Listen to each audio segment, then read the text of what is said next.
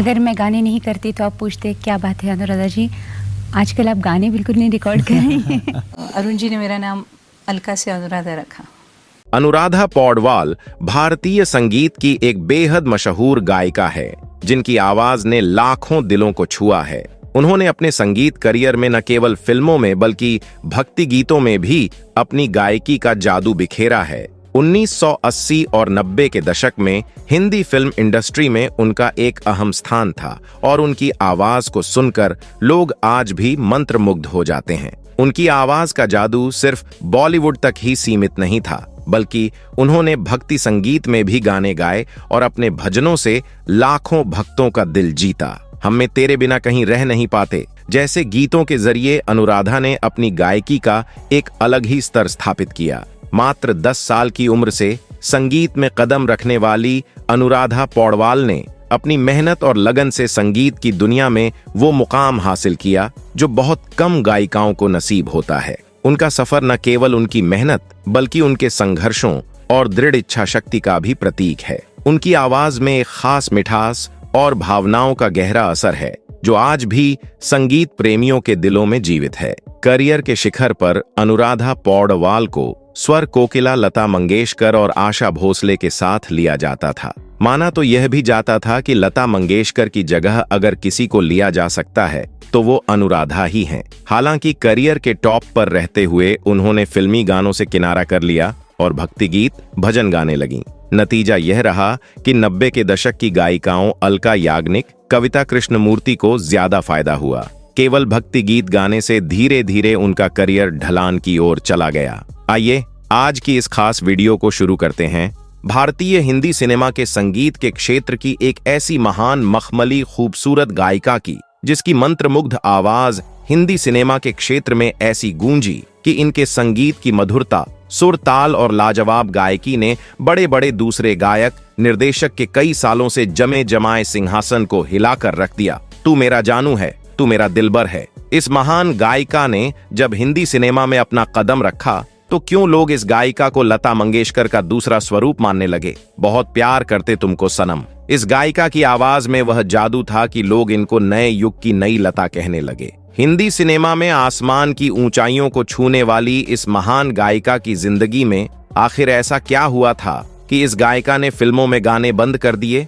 सोचती हूँ मैं चुप रहूं। क्यों इस गायिका को अपनी जिंदगी के वह बुरे दिन देखने पड़े जिसकी उम्मीद कभी किसी ने नहीं की थी। इस गायिका को फिल्मों से अपना दामन छुड़ा कर लेना पड़ा। भक्ति संगीत का सहारा, मन मेरा मंदिर शिव, मेरी पूजा, इनकी जिंदगी में ऐसा क्या हुआ था कि इनके पति को दूसरी मशहूर गायिका ने बेइज्जती करके संगीत स्टूडियो से बाहर निकालवा दिया। आशा भोसले इस गायिका के गीतों को फिल्मों से निकलवा कर निकाल रही थी अपनी दुश्मनी। इस महान गायिका के साथ जिंदगी में ऐसी क्या घटना घटी थी कि दूसरी मशहूर गायिका अलका ने इस दुखियारी, लाचार, दुख तकलीफ से गुजर रही इस गायिका के साथ गाना गाने से मना कर दिया। जिए तो जिए कैसे क्यों, इस गायिका के साथ हिंदी सिनेमा में वह साजिशें रची गई कि इनको बदनाम करने के लिए जमीन से आसमान तक कोई कोर कसर नहीं छोड़ी गई। क्या है मेरी मजबूरी, कैसे मैं बताऊं। जिस हिंदी सिनेमा को इस महान गायिका ने अपना सब कुछ माना,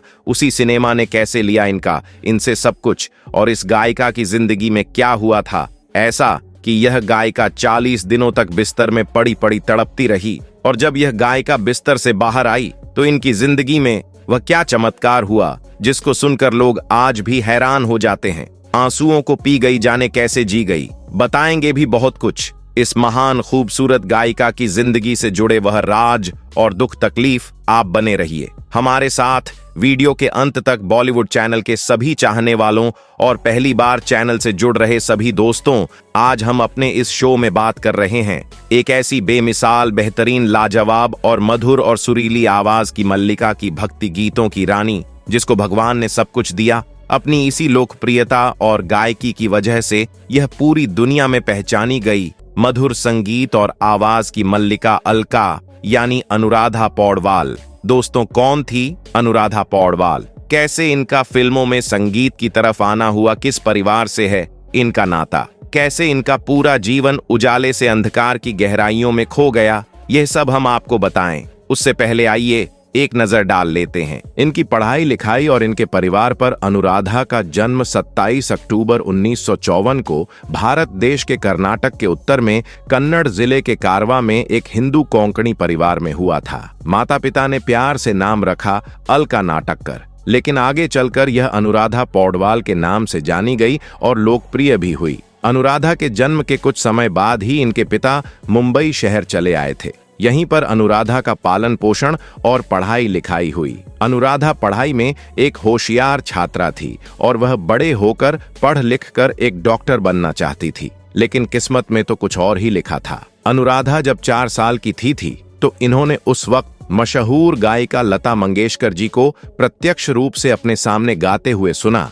माना जाता है कि इसी के बाद से अनुराधा का झुकाव संगीत की तरफ होता चला गया और अनुराधा लता मंगेशकर को ही अपना आदर्श और गुरु मानने लगी। फिल्मों में गीत गाने की बात की, लेकिन अनुराधा उस परिवार और समाज से आती थी जहां अच्छे घर की लड़की को फिल्मों में काम करना अच्छी बात नहीं माना जाता था। मुझे बोला था कि अच्छे घर की लड़कियां फिल्म इंडस्ट्री में नहीं जाती हैं, लेकिन अनुराधा घर वालों की नजर से बचकर चोरी चोरी लता मंगेशकर के गाने सुनती थी और उन्हीं गानों को उन्हीं के अंदाज में गाने की कोशिशें करती थी।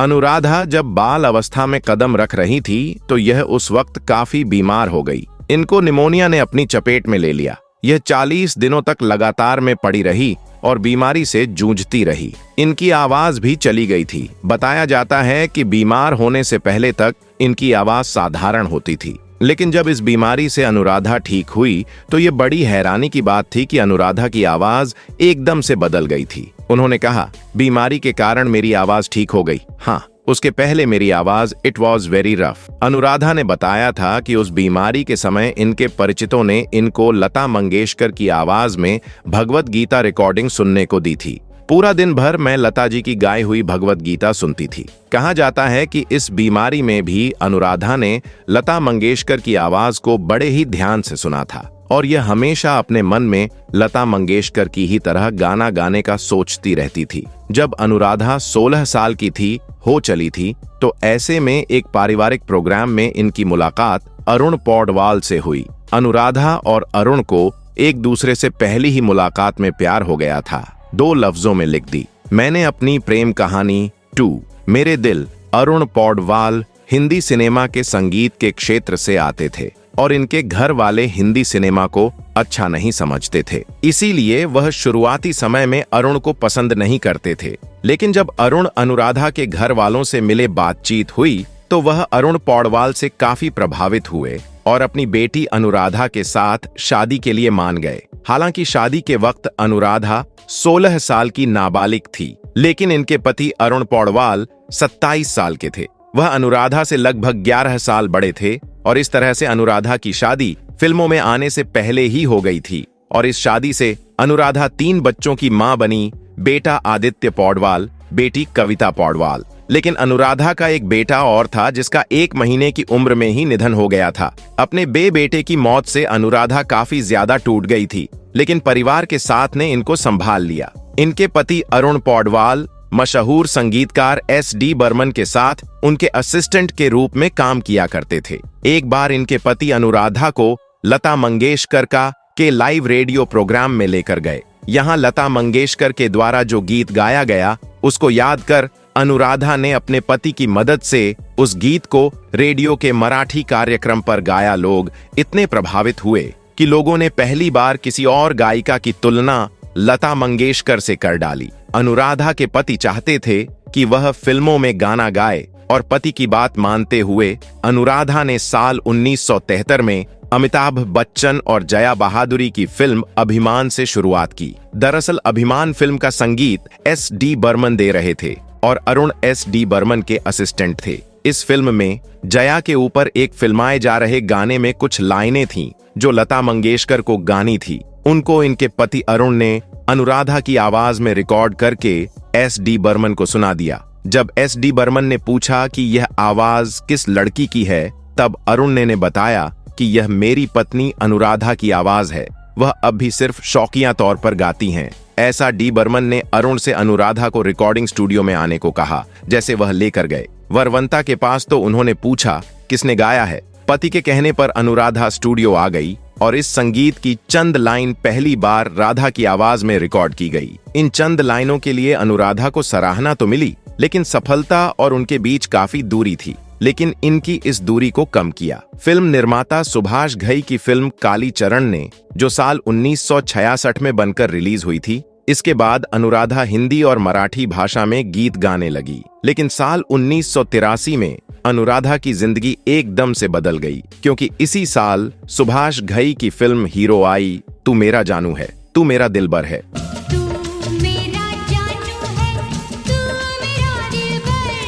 तू जिसने अनुराधा को जमीन से उठाकर आसमान की ऊंचाइयों पर बैठा दिया था। इस फिल्म में अनुराधा की आवाज में गाए गए गानों ने अनुराधा को हिंदुस्तान के घर घर तक पहुंचा दिया। फिल्म भी सुपरहिट रही और इस फिल्म का संगीत भी, और अनुराधा रातों रात एक स्टार सिंगर बन गई। दीवानों में ना कोई अमीर होता है ना गरीब, और इसके बाद अनुराधा ने कभी पीछे पलट कर नहीं देखा और अब लगभग हर दूसरी फिल्म में अनुराधा के मधुर आवाज में गाने रिकॉर्ड होने लगे। और अनुराधा ने मेरी जंग, बंटवारा, राम लखन, तेजाब जैसी सुपरहिट फिल्मों में अपनी आवाज दी। अब अनुराधा की आवाज में दर्शक उनके गीतों को और दूसरी गायिकाओं से ज्यादा पसंद करने लगे। और यही वह दौर था जब लोग अनुराधा की तुलना लता मंगेशकर से करने लगे थे। तो वहीं ओपी नयन ने तो यह तक कह दिया था कि अब लता मंगेशकर का दौर खत्म हो गया है, अब नई आवाज और नई लता मंगेशकर अनुराधा पौडवाल ही है।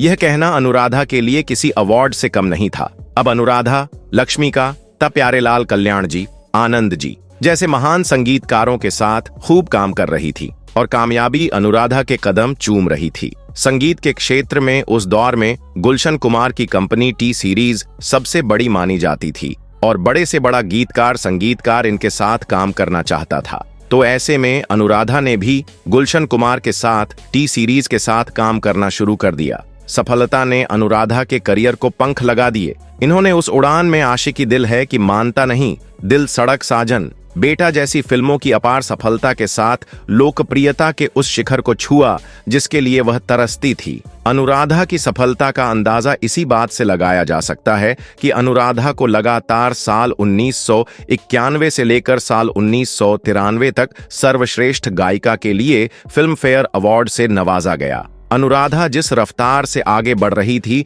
उससे तो लग रहा था कि इस गायिका के आगे अब और किसी गायिका की आवाज की एक न चलेगी। लेकिन वह कहते हैं ना कि किस्मत में जो लिखा होता है होता वही है, और अनुराधा जब टॉप गायिका के पायदान पर थी, सबसे महंगी गायिका थी और सबसे लोकप्रिय भी थी। तो ऐसे में इन्होंने अपनी जिंदगी का फैसला किया कि यह अब केवल टी सीरीज कंपनी के साथ ही गाना गाएंगे। और शायद अनुराधा का यह फैसला उनकी जिंदगी का सबसे बड़ा गलत फैसला था। अनुराधा के इस फैसले का सबसे ज्यादा उस वक्त की दूसरी महिला गायिका अलका याग्निक को हुआ, क्योंकि जिन आने वाली फिल्मों के लिए अनुराधा आवाज देने वाली थी, वह सारे गाने अलका याग्निक की झोली में आ गिरे। साल 1991 में जब अनुराधा की लोकप्रियता चरम पर थी, तो ऐसे में इनकी जिंदगी में वह हुआ जिसकी किसी ने भी कल्पना नहीं की थी। दरअसल एक दुर्घटना में इनके पति अरुण पौडवाल का निधन हो गया। पति की मौत ने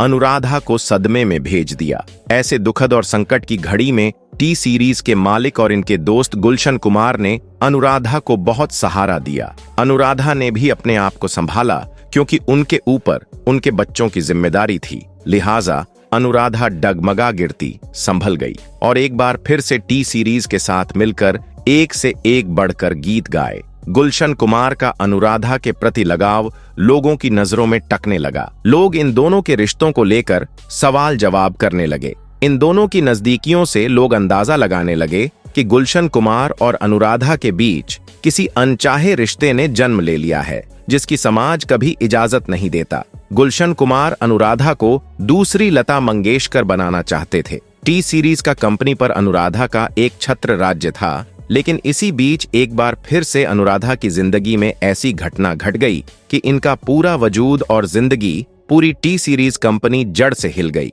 दरअसल 90 के दशक में बॉलीवुड पर अंडरवर्ल्ड का काला साया था। तो ऐसे में गैंगस्टर अब्बू सलेम ने गुलशन कुमार से हर महीने लाख रुपयों की फिरौती की मांग की। मगर गुलशन कुमार ने इससे साफ इनकार कर दिया, जिसके बाद परिणाम स्वरूप मुंबई के साउथ अंधेरी इलाके में स्थित जितेश्वर महादेव मंदिर के बाहर 12 अगस्त 1997 को गुलशन कुमार को गोलियों से भून दिया गया। गुलशन कुमार को 16 गोलियां लगी थीं। हालांकि गुलशन की मौत के बाद इनकी हत्या की जांच की गई और फिल्मी संगीतकारों के घरों तक भी यह जांच पहुंची। अनुराधा पूरी तरह से बिखर गई थी और अब अनुराधा ने अपने आप को फिल्मों से एकदम अलग सा कर लिया था और यह अपने दुख में ही डूबती चली गई। हालांकि कुछ समय बाद अनुराधा संभली और यह भक्ति गीतों को ही गाने लगी। इंडस्ट्री में लोगों का एक दूसरे को गिराकर पैर खींचने की परंपरा ने अनुराधा को इतना दुखी कर दिया था कि यह फिल्मों से ही दूर हो गई। हालांकि इन्होंने गुलशन कुमार के जाने के बाद भी टी सीरीज कंपनी के साथ मिलकर हम साथ साथ हैं, सिर्फ तुम जैसी फिल्मों के लिए गीत गाए थे। साल 2000 के आते आते जिन्होंने फिल्मों से बिल्कुल किनारा कर लिया और अब सिर्फ अपने आप को भक्ति गीतों के हवाले कर दिया। अनुराधा पौडवाल को साल 2006 में आई फिल्म जाने होगा क्या में उनकी आवाज को आखिरी बार सुना गया था। भक्ति गीतों से भी अनुराधा पौडवाल को काफी लोकप्रियता, धन दौलत, नाम, शोहरत हासिल हुई। अनुराधा पौडवाल ने अपने फिल्मी करियर के दौरान लेजेंड सिंगर मोहम्मद रफी, किशोर कुमार मन्नाडे, के.जे. यशुदास नारायण, कुमार सानू, सुरेश बाड़कर, सोनू निगम के साथ गाने गाए, तो वहीं अलका याग्निक, आशा भोसले, कविता कृष्णमूर्ति के साथ भी डुएट्स गाए। किशोर कुमार अनुराधा पौडवाल को अपनी छोटी बहन मानते थे। अनुराधा पौडवाल ने बंगाली, हिंदी, मराठी समेत कई अन्य भाषाओं में अपनी मधुर आवाज दी है। इन्होंने अपने संगीत के सफर में लगभग 10,000 के करीब गीत गाए हैं। गीतों के अलावा अनुराधा ने 1500 से ज्यादा भजनों को भी अपनी आवाज दी है। संगीत के क्षेत्र में किए गए उनके बेहतरीन योगदान के लिए कई सारे मान सम्मान से इन्हें नवाजा जा चुका है। अनुराधा को भारत सरकार की तरफ से साल 2017 में पद्मश्री से भी सम्मानित किया गया था। इसके अलावा इनको 4 बार फिल्म फेयर और 1 बार राष्ट्रीय फिल्म पुरस्कार से भी सम्मानित किया जा चुका है। तो दोस्तों, यह तो था अनुराधा पौडवाल का फिल्मी सफर। अब बात करते हैं इनके कुछ निजी विवादों की, जिसकी वजह से यह आज तक चर्चाओं में घिरी रहती है। अनुराधा पौडवाल ने भारतीय हिंदी सिनेमा में खूब नाम कमाया, लेकिन उनकी इस कामयाबी और शोहरत के बीच उनको कई दुख, तकलीफ और विवादों और साजिशों का सामना करना पड़ा। इन्हीं में से चर्चित विवाद इनका रहा मंगेशकर बहनों से। अनुराधा पौडवाल लता मंगेशकर को अपना आदर्श और गुरु मानती हैं, लेकिन इस गुरु और शिष्य की डोर बेहद ही कमजोर रही। अनुराधा पौडवाल का करियर जब अपने चरम पर था तो हिंदी सिनेमा की हर दूसरी फिल्म में अनुराधा की आवाज में गीत होता था और अनुराधा ने कब लता और आशा भोसले की जगह ले ली पता ही नहीं चला। बस फिर क्या था, अनुराधा की यह कामयाबी उनके लिए दुख का कारण बन गई और इनके खिलाफ शुरू हो गई सिनेमा में साजिशें। मीडिया रिपोर्ट्स के मुताबिक कहा जाता है कि लता मंगेशकर और आशा भोसले अनुराधा से कई गीतों को अपनी आवाज से बदलवा दिया करती थी, अर्थात अनुराधा अपनी आवाज में गाने को रिकॉर्ड करके आती, लेकिन जब फिल्म रिलीज होती थी तो फिल्म देखकर पता चलता था कि अनुराधा की आवाज में गाया गया गाना कब लता मंगेशकर की आवाज में रिकॉर्ड करके फिल्म में डाल दिया गया। इसका तभी पता चलता था जैसे कि फिल्म नागिन का चर्चित गाना मैं तेरी दुश्मन, दुश्मन तू मेरा को अनुराधा पौडवाल की आवाज में रिकॉर्ड किया गया था, लेकिन जब यह फिल्म रिलीज हुई तो पता चला कि यह गाना कब लता मंगेशकर की आवाज से रिप्लेस हो गया। इसकी कोई खबर ही नहीं लगी। यह सब देखकर अनुराधा पौडवाल को बहुत दुख होता था और अपने इस दुख को वह किसी से भी नहीं कह पाती थी। अनुराधा पौडवाल की लोकप्रियता उनके लिए समस्या बनती जा रही थी और इसी सब के चलते एक बार तो आशा ने सारी हदें पार कर दी। आशा भोसले ने अनुराधा पौडवाल के पति अरुण पौडवाल को भरे स्टूडियो में सभी के सामने उनका घोर अपमान करके बाहर निकलवा दिया था। दरअसल हुआ यूं कि उस समय कई म्यूजिक कंपोजर लता और आशा की जगह अनुराधा से गाना रिकॉर्ड करवाना चाहते थे, क्योंकि उस समय अनुराधा के गाने इन दोनों बहनों से ज्यादा लोकप्रिय हो रहे थे और अच्छी कमाई इनकी हो रही थी। एक दिन आशा भोसले अपने ससुर S.D. बर्मन के स्टूडियो में एक गाना रिकॉर्ड करने पहुंची तो वहां अनुराधा अपने पति अरुण पौडवाल, जो कि उस समय आशा भोसले के ससुर S.D. बर्मन के असिस्टेंट थे, उनको देखकर आशा एकदम से भड़क गई और गुस्से में आ गई। और उसी गुस्से में बोल पड़ी कि यह आदमी जब तक मेरे सामने रहेगा इस स्टूडियो में मैं तब तक गाना रिकॉर्ड नहीं करूंगी। पहले इस आदमी को स्टूडियो से बाहर करो। हुआ भी फिर वैसा ही जैसा आशा भोसले ने चाहा। उनके पति को इस तरह से अपमानित करके सबके सामने स्टूडियो से बाहर निकाल दिया गया और इस तरह से आशा ने अनुराधा की कामयाबी का बदला उनके पति से लिया। जब इस बात को अनुराधा को बताया, उनके पति ने तो अनुराधा को बहुत दुख हुआ था। जहां एक तरफ मंगेशकर बहनें अनुराधा से आए दिन गीतों को छीन रही थी, तो वहीं अब पब्लिकली उनके करीबियों को बेइज्जत कर रही थी। और यही कारण था कि अनुराधा ने इन सब बातों से तंग आकर सिर्फ टी सीरीज कंपनी के साथ गाने गाने का फैसला किया था। भूली बिसरी एक कहानी। लेकिन बेचारी अनुराधा कब तक मंगेशकर बहनों के वर्चस्व के आगे टिक पाती।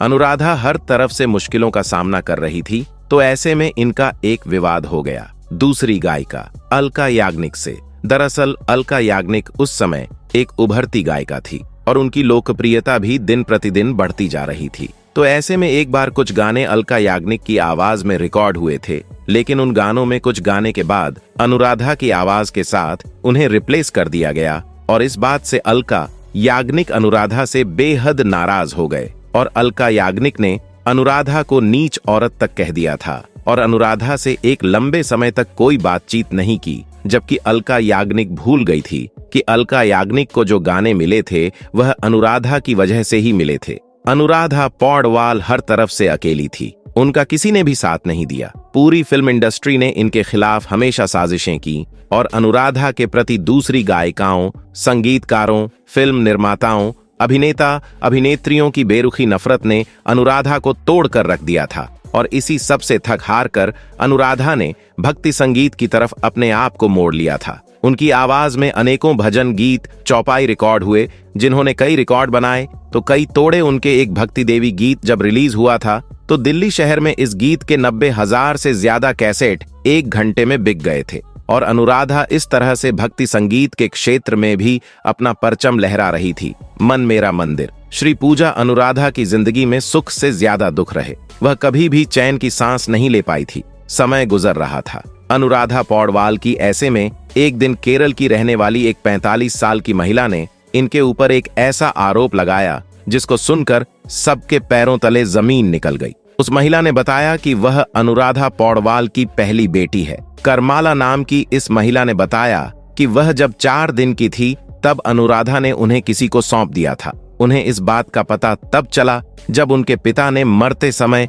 इस राज्य से पर्दा उठाया था। करमाला ने अपनी इस बात को फैमिली कोर्ट में भी दर्ज करवाया था और अपने लिए अनुराधा से 50 करोड़ की धनराशि की मांग की थी। साथ ही उनके पति अरुण पौडवाल की संपत्ति में भी हिस्सा मांगा था, लेकिन वहीं अनुराधा ने इन दावों को एक सिरे से नकार दिया और करमाला को अपनी बेटी नहीं माना। लेकिन यह बात बड़ी हैरानी की रही कि यह महिला क्यों अनुराधा को अपनी बायोलॉजिकल मां बता रही हैं। लेकिन अगर इस बात में कोई सच्चाई है तो अनुराधा पौडवाल किस राज को आज तक अपने सीने में छिपाकर जी रही हैं? और अगर यह लड़की सिर्फ एक जालसाज है तो इसकी सजा इसको कानून जरूर देगा। फिलहाल यह केस अभी कोर्ट में है कि अनुराधा पौडवाल के बायोलॉजिकल मां होने के बारे में उन्हें तब पता चला जब उनके पिता पौंचन ने अपने अंतिम समय में यह राज खोला। अनुराधा पौडवाल भारतीय हिंदी सिनेमा की वो गायिका रही हैं जिनकी जिंदगी में दुख हमेशा मजबूती के साथ बना रहा।